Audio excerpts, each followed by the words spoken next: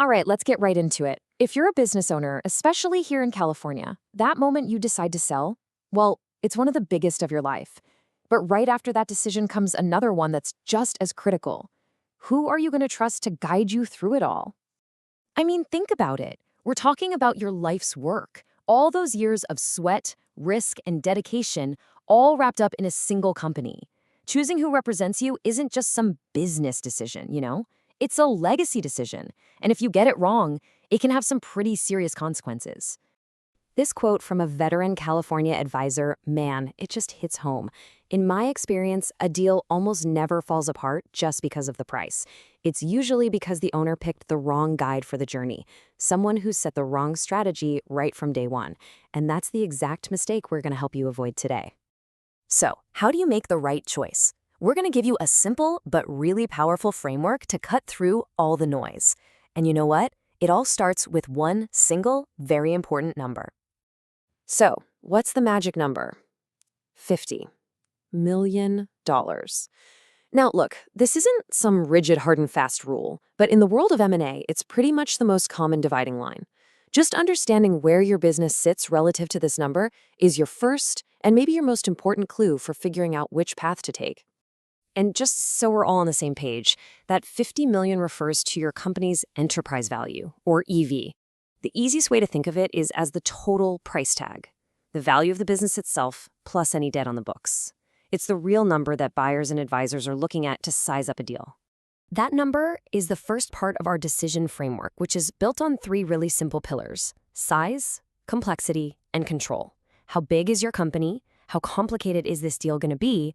And this one's crucial for most owners I work with. How much control and confidentiality do you absolutely need to maintain? Get clear on these three things, and your choice will become obvious.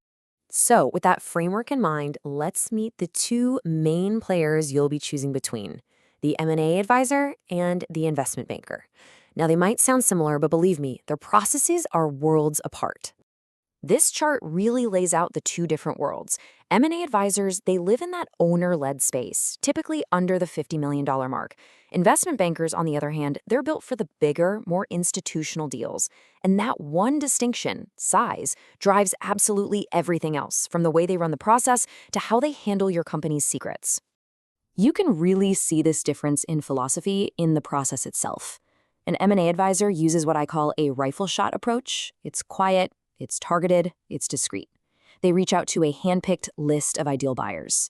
On the flip side, an investment banker runs a shotgun auction. The whole goal is to make a lot of noise and create competition, basically to start a bidding war among a wide pool of buyers, especially private equity firms.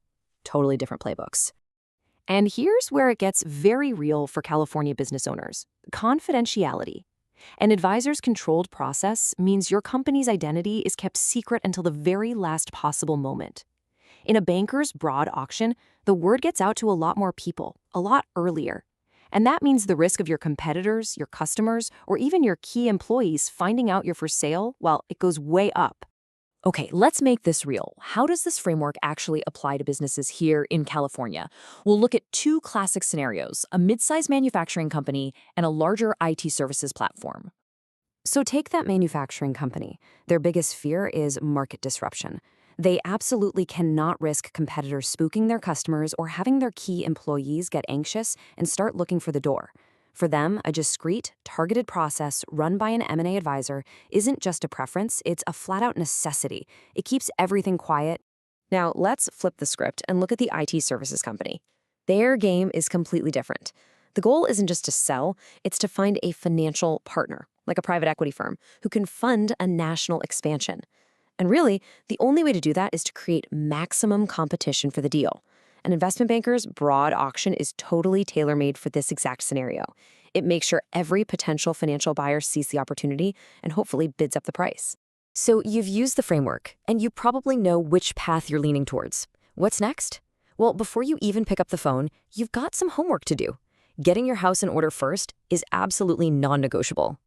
Here's your action plan. And trust me, this is way more than just a paperwork exercise. It's about stress testing your own business before a buyer gets the chance to. Get 3 years of clean financials. Dig into your key contracts. Be brutally honest about any operational risks. I have seen it time and time again. This preparation is what separates a smooth, successful sale from a painful, drawn-out disaster. So why does this matter so much? Because buyers hate surprises. An unexpected issue discovered during diligence can lead to something called a retrade, which is just a fancy way of saying the buyer is going to try to lower the price. Being prepared shows you're a serious seller, and it protects the value you've worked so incredibly hard to build.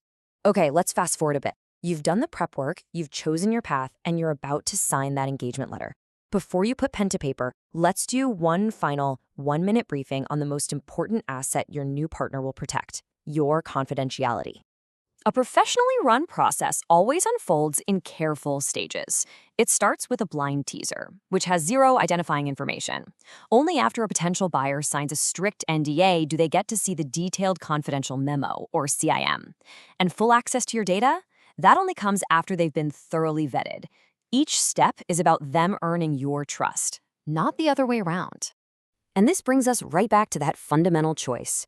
The M&A advisor's process is designed for controlled, staged disclosure, which, by the way, lines up perfectly with California's strict privacy laws. The investment banker's process is built for scale and speed, broadcasting your information to fuel that auction.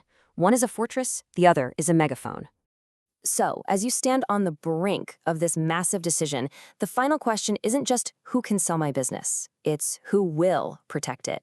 Because you only get one shot to sell your life's work, you have to make sure the person you choose is the right guardian for your legacy.